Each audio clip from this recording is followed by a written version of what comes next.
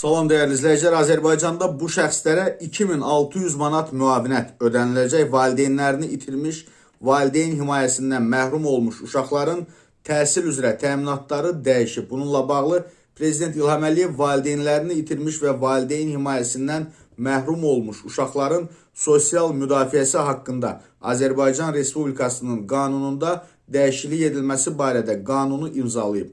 Sənədə əsasən valideynlərini itirmiş və valideyn himayəsindən məhrum olmuş uşaqlara, habelə onların arasından olan şəxslərə ümumi təhsil, peşə təhsili, orta ixtisas təhsili və ali təhsil müəssisələrini bitirdikləri zaman ödənilən birdəfəlik müavinətin məbləği 2600 manat müəyyən edilib.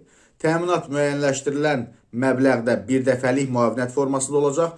Başqa sözlə, valideynlərini itirmiş və valideyn himayəsindən məhrum olmuş uşaqlar, habelə onların arasından olan şəxslər ümumi təhsil, peşə təhsili, orta ixtisas təhsili və ali təhsil müəssisələrini bitirdikləri zaman onlara müvafiq təhsil müəssisəsi tərəfindən müvafiq icra hakimiyyəti orqanının müəyyən etdiyi orqanın müəyyənləşdirdiyi məbləğ birdəfəlik ödəniləcək. Xatırladaq ki, sözügedən dəyişiklik Milli Məclisin martın 7-sində keçirilən iclasında müzakirəyə çıxarılıb və 3-cü oxunuşda təsdiqlənmişdir.